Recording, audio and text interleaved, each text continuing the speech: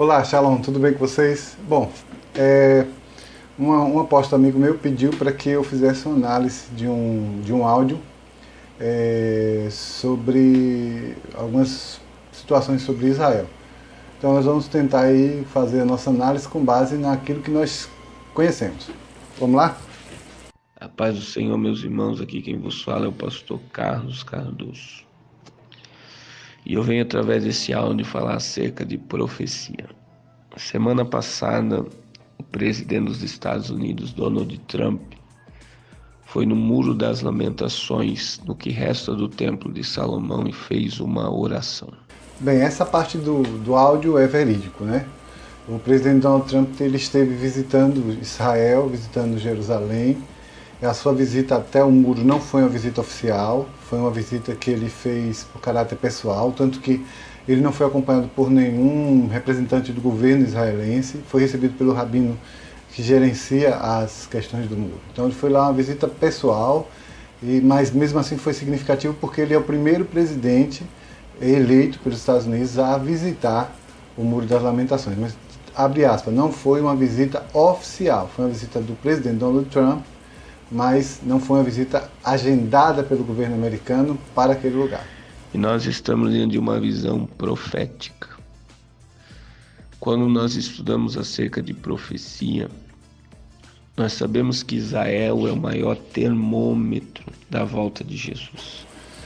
Pois bem, isso realmente é verdade. A Bíblia fala, né, lá em Lucas 21, que Israel ela é o termômetro chama de figueira. Ou seja, quando essa figueira florescer, então a volta do Mestre já está por vir. Fala que isso vai acontecer dentro dessa geração. Israel completou agora tem um pouco mais de 70 anos de existência, 50 anos de reunificação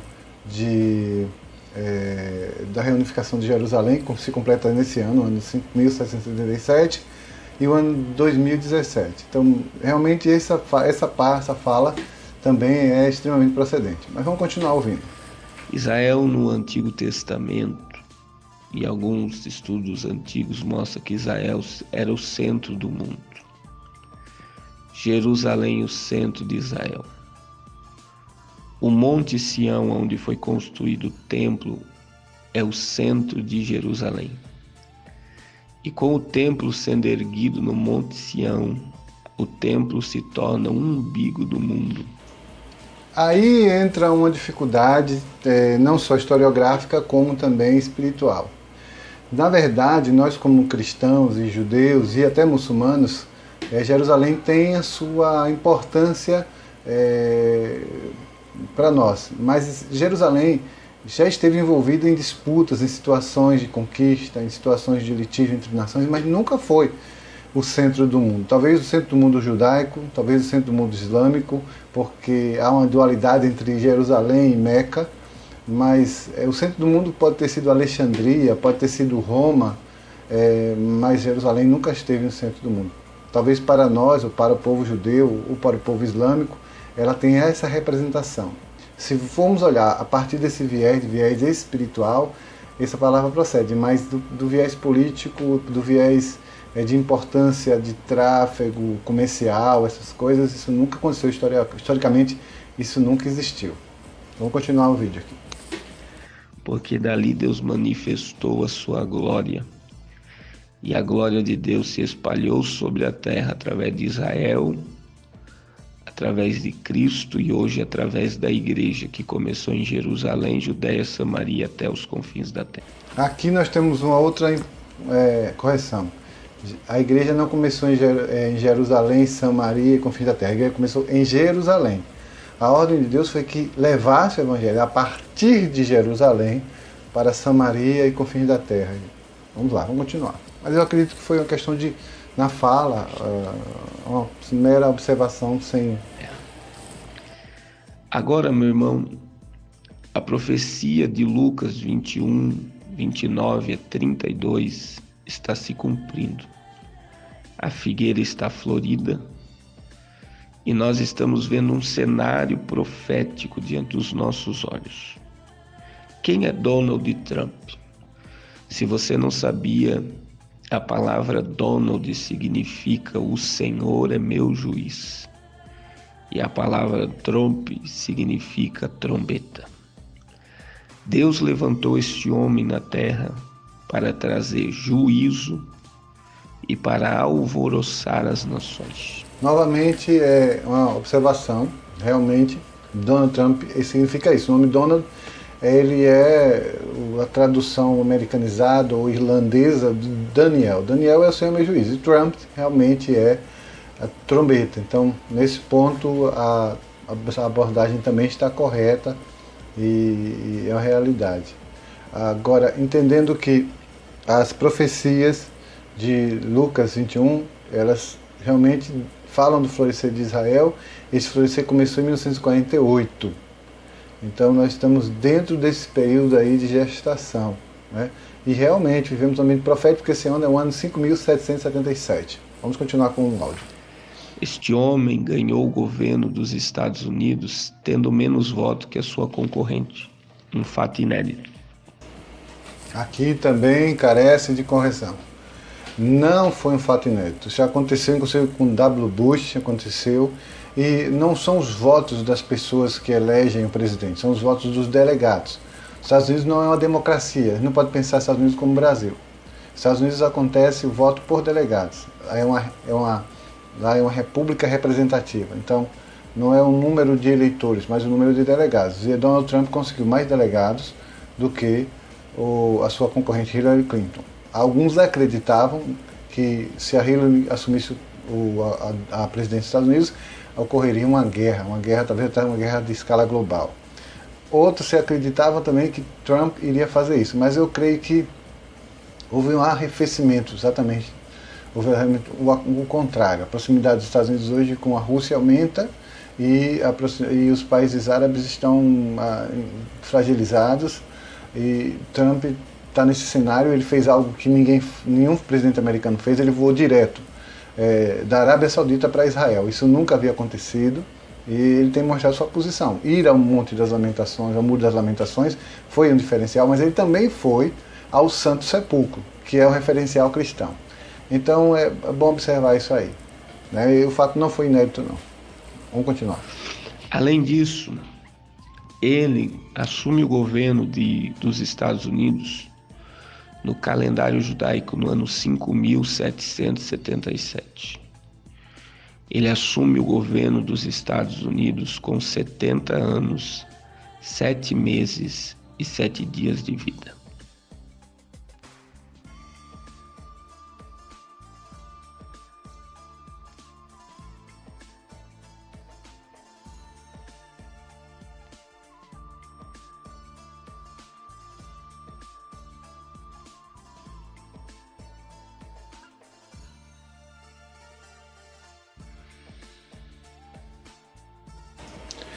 Aqui é uma outra observação. Realmente, Trump assumiu aos 70 anos a presidência da República.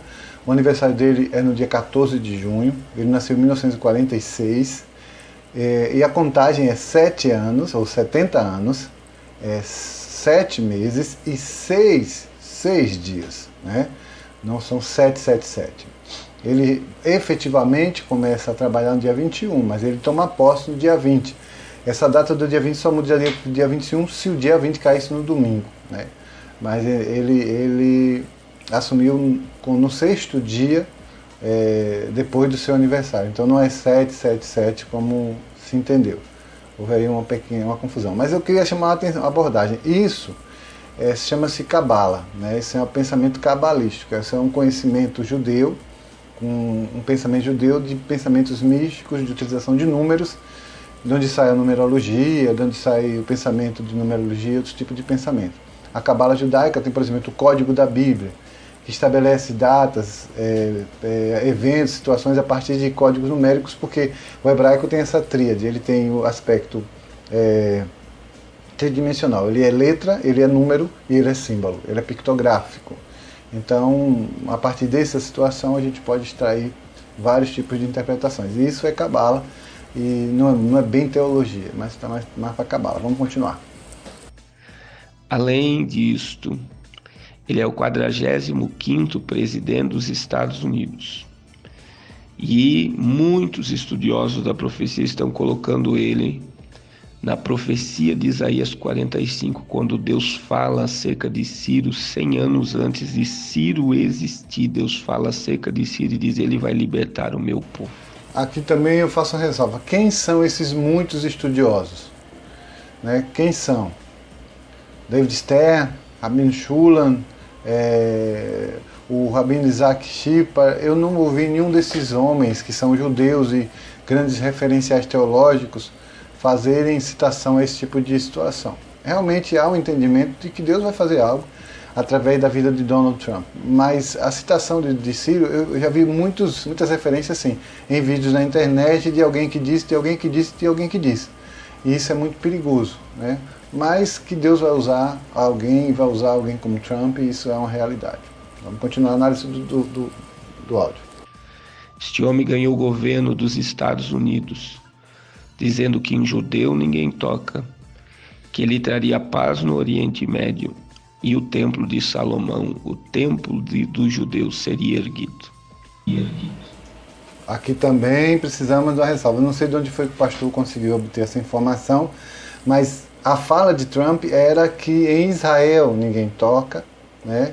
E que ele seria o parceiro de Israel e o amigo de Israel, né, em suas dificuldades, como a história dos Estados Unidos, como o costume do governo americano vem sendo desde que Israel se portou, desde a guerra de 1967.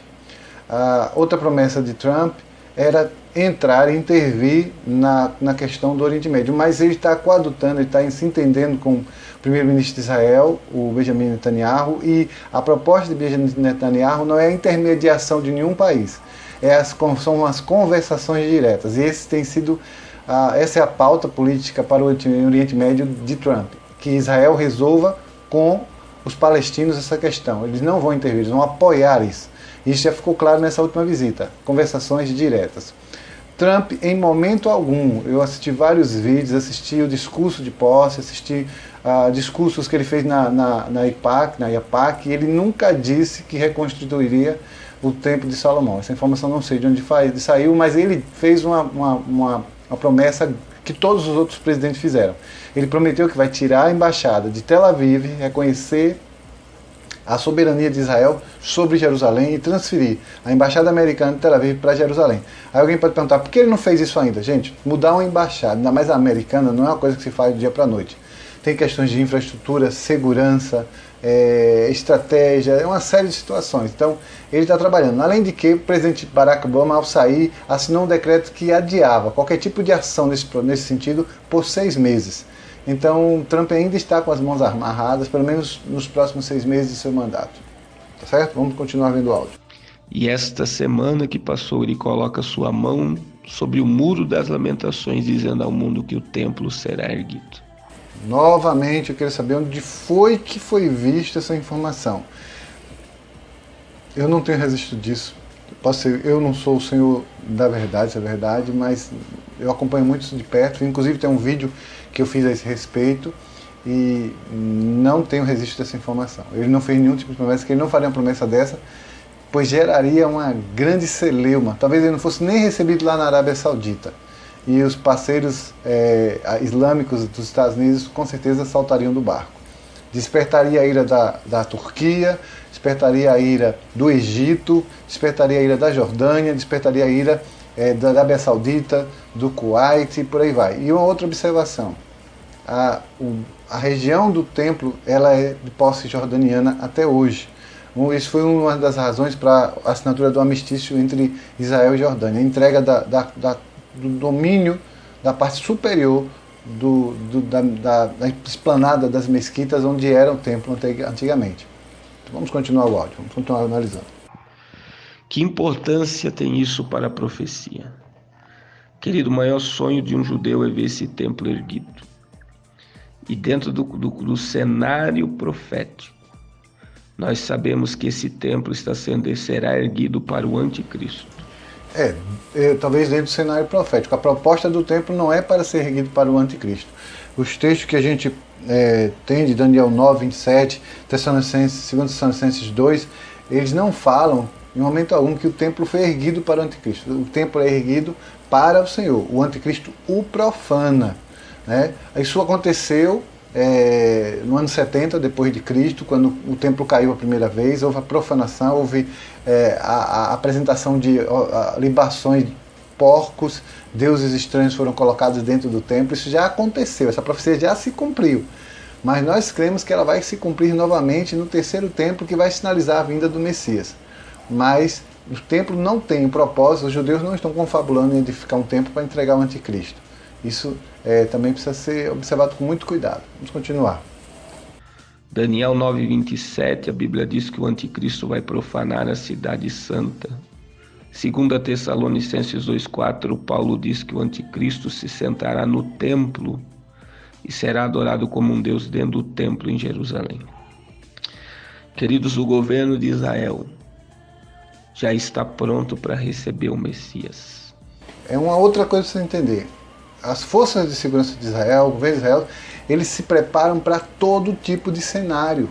E como essa pregação da vinda do Messias judeu, é diferente do nosso Messias, entendeu? Nós esperamos Jesus, mas eles esperam o Messias que eles já esperavam há 2000 anos atrás. Então, as forças de segurança já se preparam para isso, houve um treinamento para isso, mas eles já se prepararam para a invasão alienígena, eles já se prepararam para guerras cibernéticas. Israel é um país que, militarmente falando, está preparado para conflitos em todos os cenários.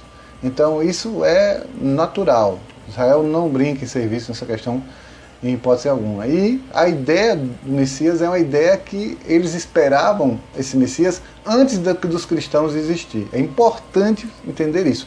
Antes da igreja existir, antes de se pensar em igreja cristã, antes de Yeshua se manifestar, o povo de Israel já esperava o Messias. Só que eles não aceitaram Jesus como esse Messias. Vamos lá.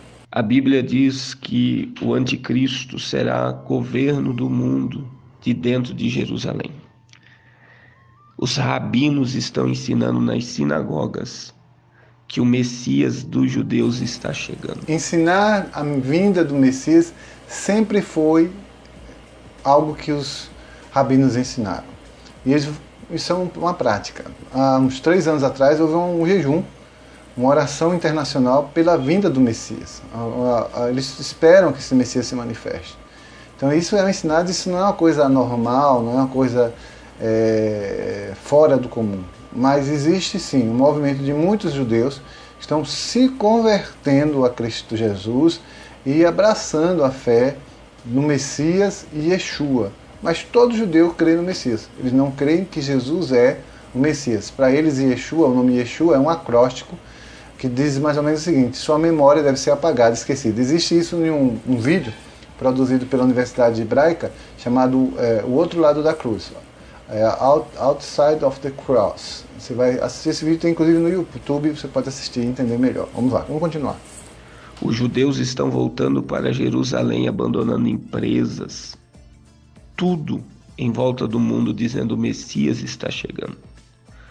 E isso é um alarme à igreja, porque se os judeus estão dizendo que o Messias deles está chegando... Essa questão de abandonando tudo, chama-se aliar. Não está acontecendo esse aliar desesperado, desproporcional, descontrolado para Israel. Muito pelo contrário.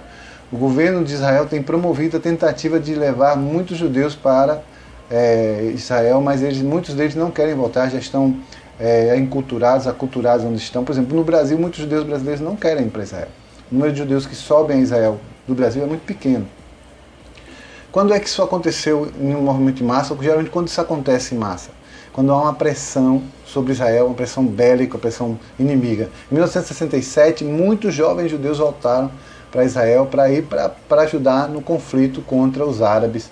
E houve uma diáspora muito grande, uma chegada muito grande de judeus de todo o mundo. Hoje, em Israel, basicamente, os judeus que retornam são judeus da região da antiga União Soviética e judeus etíopes. Mas judeus norte-americanos, os judeus canadenses, os judeus brasileiros, da América do Sul, América Latina, eles não têm pensado nisso, não.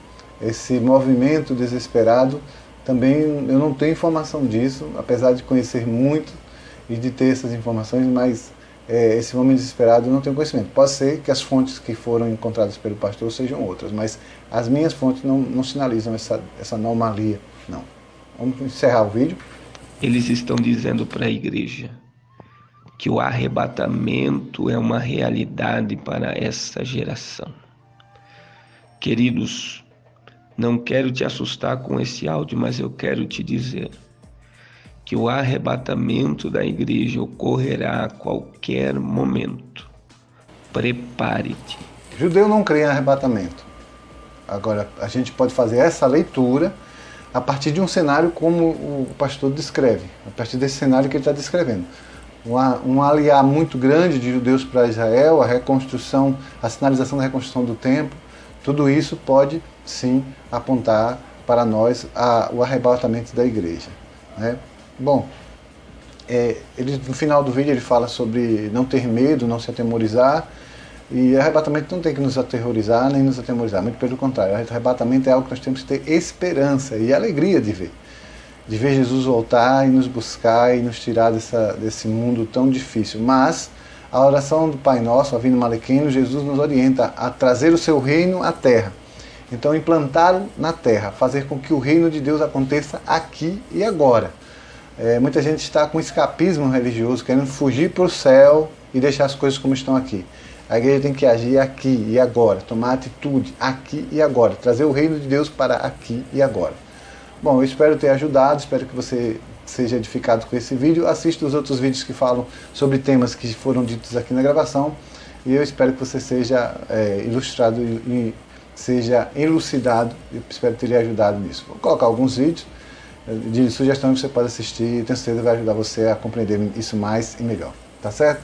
Obrigado por ter assistido mais esse vídeo. Shalom. Jesus está às portas para arrebatar a sua igreja.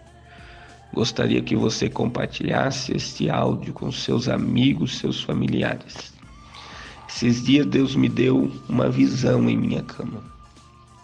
E eu senti muito a presença de Deus.